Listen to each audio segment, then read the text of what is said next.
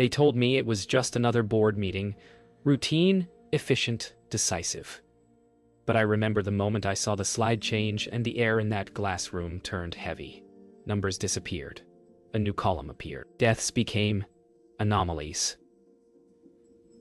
My stomach dropped. No one else even blinked. I'd trusted these people for 10 years.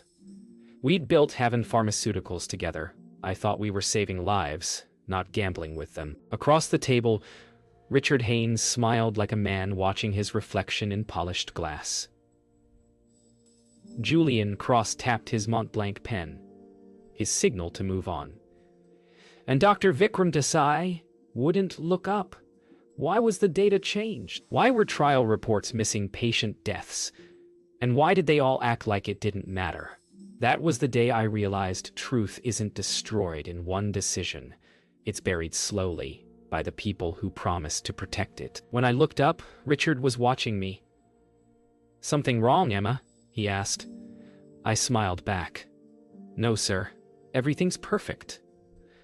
But inside, I knew nothing would ever be perfect again. That night, I couldn't sleep. The city lights flickered against my ceiling like tiny alarms, warning me that something was off. I replayed the meeting 100 times. The way Richard avoided questions. The way Julian rushed to adjourn. It wasn't a mistake. It was planned. I told myself I was overreacting. I'd built this company from the ground up. We were family. But family doesn't erase data. I checked the internal logs. Trial 27C wasn't archived. It was deleted. Every file, every report, gone. Only one name remained in the access list. Dr. Vikram Desai. So why did he look terrified? And why did my own password suddenly stop working? The next morning, the office felt colder. Conversations died when I entered. Clara handed me coffee without looking up. "You've got a new meeting at noon," she whispered, added by Julian. "New meeting?" I hadn't requested one. As I walked past the glass hallways, I saw Vikram through his office door, pacing, phone pressed to his ear. He saw me, froze, then pulled down the blinds. Whatever this was, it wasn't a misunderstanding anymore. It was coordination. At noon, I entered the new meeting. Just Julian. No agenda. No notes. Just him, smiling like he knew something I didn't. "Emma," he said, "you've been invaluable. The board's considering you for senior VP. But you'll need to sign a few confidentiality updates." He slid a folder across the table. I opened it. A non-disclosure agreement thicker than a policy manual. It wasn't a promotion. It was a muzzle. By the end of the day, my trust was gone. I walked past the board portraits, all smiling, all immortalized, and felt like I was looking at ghosts. The company I'd loved was built on lies, and I was next in line to defend them. When I reached the elevator, Clara stopped me. "You got a weird email," she said, handing me a printout. It was unsigned, just one line. "Check trial, 27th." I looked up, but Clara was already gone. I told myself I was imagining things. That one line in that email didn't mean anything. But when I opened the secure drive that night, the folder for trial, 27C was back. Only it wasn't the same. The reports had been rewritten, every page freshly dated, every patient outcome resolved. It was like someone had rewritten history. I scrolled through the files, heart pounding. In the metadata, I saw a familiar name, Julian Cross, edited by him. 2 hours after our meeting, I felt a chill crawl up my spine. If he'd seen me check the drive, he'd know. I shut my laptop, staring at my reflection in the black screen, wondering if they could see me too. What if this wasn't about one drug? What if it was the company's entire foundation? And the worst question, what if I'd helped build it? The next morning, the office hummed with its usual rhythm. Coffee cups, polite smiles, the illusion of normal. But I felt every gaze linger a second too long. Clara's desk was empty, her nameplate gone. I asked HR where she'd gone. They said she resigned. No notice, no forwarding address, just gone. My chest tightened. Clara was the only one who'd seen that email. When I turned toward my office, I saw my monitor already on. Files open. The ones I'd viewed last night. Someone had been there. I could smell a faint trace of cologne that wasn't mine. Paranoia. Or proof. I wasn't sure anymore. But I knew I had to find Vikram. I found Vikram in the parking garage, leaning against his car, like a man waiting for judgment. He looked older than he had days ago, the guilt carved deeper now. "Why did you delete the reports?" I asked. He didn't answer at first. Just stared at the concrete floor. "It wasn't my choice," he finally said. "They made me alter the files, said the data was misinterpreted. But those people," his voice cracked, "they died, Emma." He handed me a flash drive, hands trembling. "This is the real data. Don't let them know I gave it to you." And before I could speak, he drove off. Back in my apartment, I plugged in the drive. Rows of spreadsheets appeared. Patient IDs, dosages, fatal reactions. My throat tightened as I scrolled. Dozens of deaths buried under non-causal events. The data had been falsified at every level. But there was something else. Hidden folders labeled media control and board notes. Inside were emails between Richard Haynes and Julian Cross, arranging settlements, silencing journalists, deleting trial records, and at the bottom of one thread, my name. "Keep Emma close. She's useful for optics." My hands shook so badly I dropped the mouse. They didn't just betray patients. They'd been planning to use me all along. The next morning I called Julian. "We need to talk." My voice was steady, but my hand trembled. He agreed, too easily. We met in a cafe near the office. He smiled as if nothing had changed. "You've been digging," he said softly. "That's dangerous." "Dangerous for who?" I asked. He leaned forward. "For everyone." I stared at him, waiting for a crack of humanity, but there was none. "You don't understand," he said. "This isn't corruption, it's protection. You expose this, you'll destroy everything." I stood up. Maybe that's the point. As I walked away, I felt his eyes on me. And somehow I knew that conversation had already been recorded. I didn't sleep that night. The flash drive sat on my table like a loaded weapon. Every time I looked at it, I saw those faces in the spreadsheets. Patients who'd trusted us. Now just data points buried in corporate reports. By dawn, I'd made my decision. I couldn't stay silent. But I couldn't go to the authorities yet. Not without protection. I called a friend at the FDA. An old contact who owed me a favor. I used to believe the system was built to protect truth. But as the phone rang unanswered, I realized how naive that was. Then an email arrived. No sender. No subject. Just one line. "Stop digging, or you'll join the list." The fear hit first. Then anger. Then clarity. If they were threatening me, it meant I was close. I went to the office that afternoon, pretending nothing had changed. But I wasn't looking for peace. I was looking for evidence. The IT department kept local archives of deleted files. I walked past with a calm I didn't feel, badge in hand. When the technician looked up, I smiled, said I was helping with a data recovery audit. He didn't question it. Inside the archive room, I found more than I expected. Folders tagged with words like media alignment and Congress briefing prep. They weren't just hiding data. They were building stories to control the fallout before it even happened. And in the metadata, the final edit timestamps matched Richard Haynes' account. The CEO himself had altered safety data.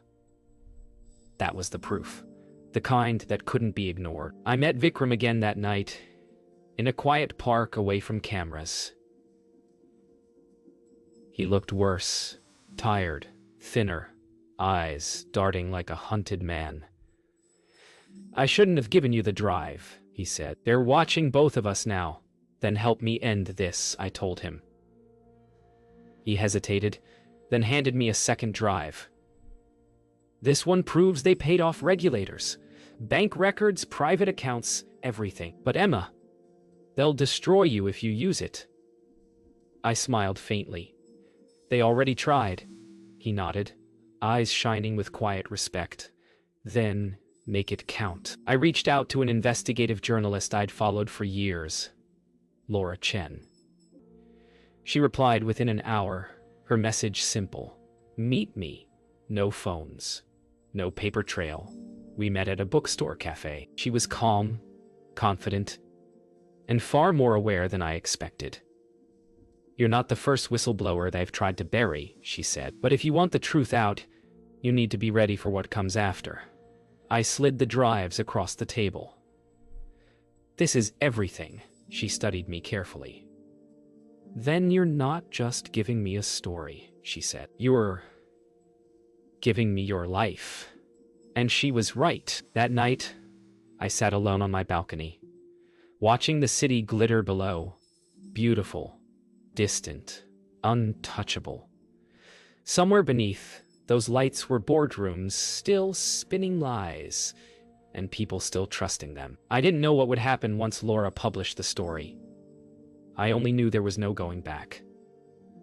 My phone buzzed. A message from an unknown number. "We know what you gave her."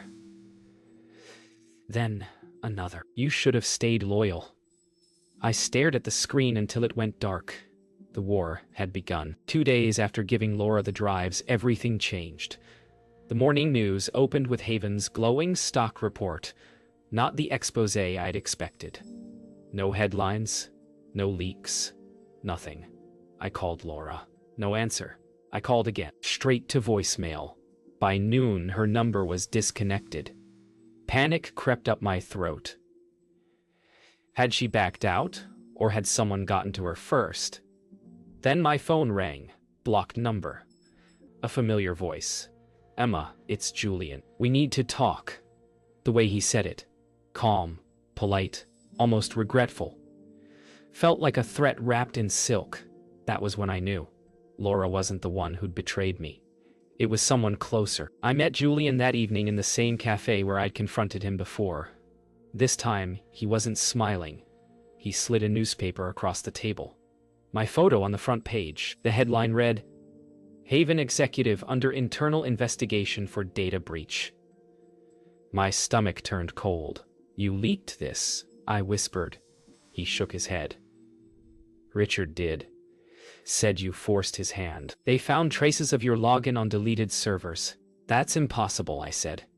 "You planted it." Julian's eyes softened, almost pitying.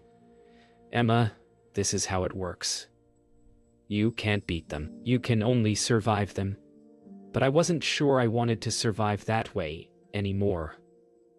By the next morning, my badge stopped working. My nameplate vanished from the executive wall. Security escorted me out like a stranger. No one made eye contact, not even Vikram. He stood near the elevator, eyes down, clutching his phone. I wanted to scream at him, to ask if he'd known, if he'd helped them. But the look on his face said everything. Fear, guilt, helplessness. When the elevator doors closed between us, it felt like the last door shutting on the life I used to know. That night, I found a message under my apartment door. No return address, just a plain envelope. Inside was a photo. Me and Laura at the cafe. On the back, handwritten in black ink, "We see you." I called the police. They logged it, said they'd look into it. But the way the officer looked at me, cautious, skeptical, I knew they'd already been told what to think of me. I poured a drink and stared out at the city. Somewhere, Laura was either hiding or gone, and someone wanted me silent. I realized I was out of allies, until I heard a knock. It was Vikram. His eyes were red, his shirt wrinkled, his voice shaking. "They're going after you," he said. And me next. Richard knows about the drives. He's calling a board emergency session tomorrow. They're framing you for data theft. I stared at him. You could stop this. He nodded slowly. I can, if I testify, but they offered me immunity to stay quiet. Then what are you doing here? I asked. He hesitated. Because I still believe you're right. He handed me a small recorder. This has our conversation from the trial meetings. Enough to destroy them, and me. Before I could respond, he turned and left. I looked at the recorder in my hand, and for the first time, I didn't know if I was holding justice or another man's last confession. When the story finally broke, I didn't see it coming. It wasn't Laura's beeline. It wasn't even the same network. An anonymous leak. Haven whistleblower exposes fatal drug cover-up. My name wasn't mentioned, but the details made it obvious. Within hours, my phone exploded with calls. Former colleagues, reporters, lawyers. Then came the company's statement. Smooth, rehearsed, surgical. A disgruntled former employee appears to have stolen confidential research materials. They didn't deny the deaths. They denied me. The truth was finally out. But somehow, I was still the villain. By noon, the press was camped outside my building. Cameras flashed through the glass doors like lightning. I slipped out the back, hoodie pulled over my head, heart pounding. When I reached the corner, a car door opened. Laura was inside, alive. "Get in," she said. Her voice was calm, but her hands trembled on the wheel. They took everything from my office. My files, my laptop, even my notes. The story that ran, it wasn't mine. They twisted it, I said. She nodded. And they're just getting started. We drove out of the city, to a motel miles from anywhere. Laura spread her backup copies across the bed. Photos, receipts, bank logs, all connecting Richard Haynes to offshore accounts and political donations. This is enough to sink them, I whispered. Laura nodded. Only if we make it public ourselves. Not through networks, not through editors, direct to the people. She opened her laptop, connecting to an encrypted upload. My stomach turned as the progress bar crawled upward. Once it's out, she said. There's no undoing it. I took a deep breath. Good. When the bar hit 100%, I felt the weight lift, and something else take its place, fear. Because now, there was nothing left to hide behind. By the next morning, the world was watching. Millions of downloads, hashtags, protests, politicians calling for hearings. Haven's stock plummeted by half. For a few fleeting hours, I believed we'd won. Then I saw Richard Haynes on live TV, standing behind a podium, smooth as ever, claiming the leak was fabricated by rival companies.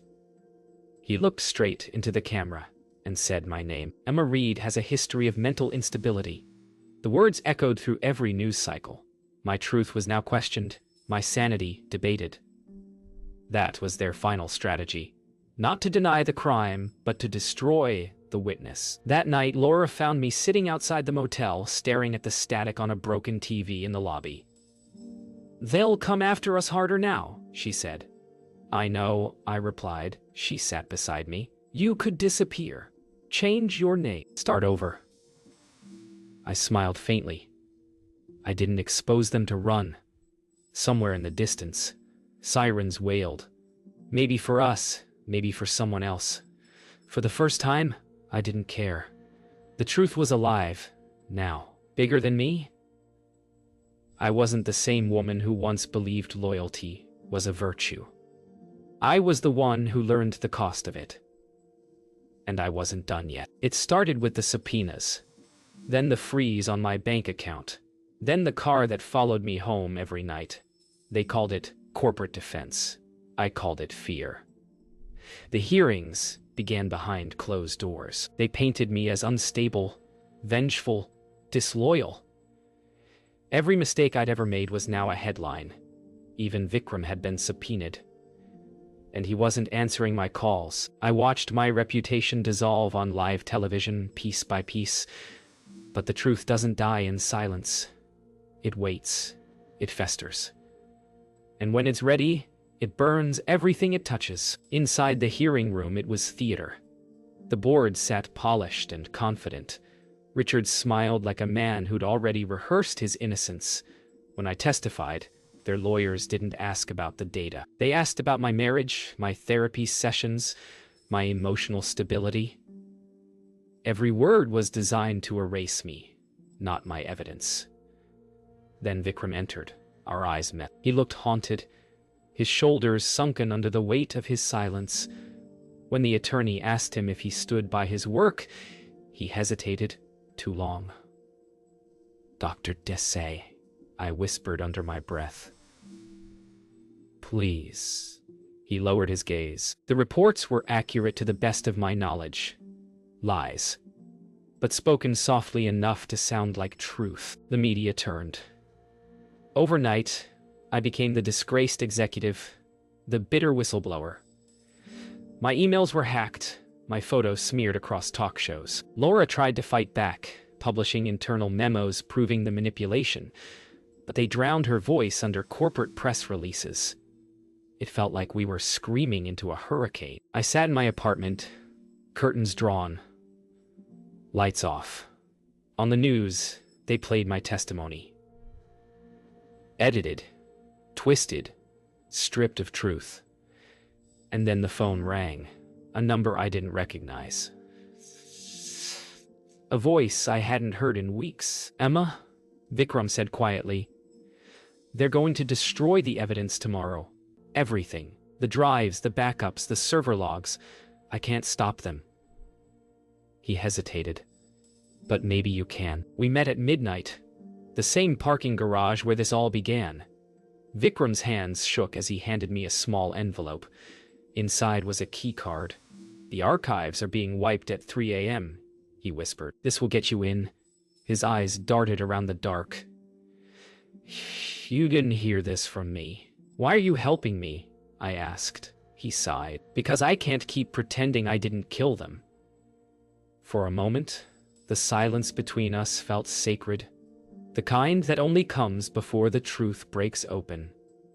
Then he turned and walked away, disappearing into the rain. I drove to Haven headquarters for the last time. The lobby was empty, silent except for the hum of machines. The archives were on the 27th floor, fitting, considering the trial's number. Inside, I found it, the server labeled Oralis Data Integrity. The system was already purging files. I pulled Vikram's keycard from my pocket and connected my own drive. The screen flashed. Copying, 12%, 45%, 89%. Then the lights flickered. Footsteps echoed behind me. "Emma," Richard's voice called softly. I hoped it wouldn't come to this. I didn't turn. The transfer completed. I pulled the drive, slipped it into my jacket. When I finally looked at him, he was smiling. "You always were the moral one," he said. "That's what made you dangerous." I didn't run. I went straight to the authorities. The evidence was all there. Emails, payments, falsified reports, even Richard's voice on internal calls. It took less than 48 hours for the walls to start crumbling. The FBI raided Haven's headquarters. Executives fled. Lawyers spun desperate statements that no one believed anymore. For the first time in months, I felt air in my lungs. But it wasn't relief. It was grief. For every patient who died believing in us. For Vikram's guilt. For the woman I used to be. Justice wasn't victory. It was survival. The trial lasted months.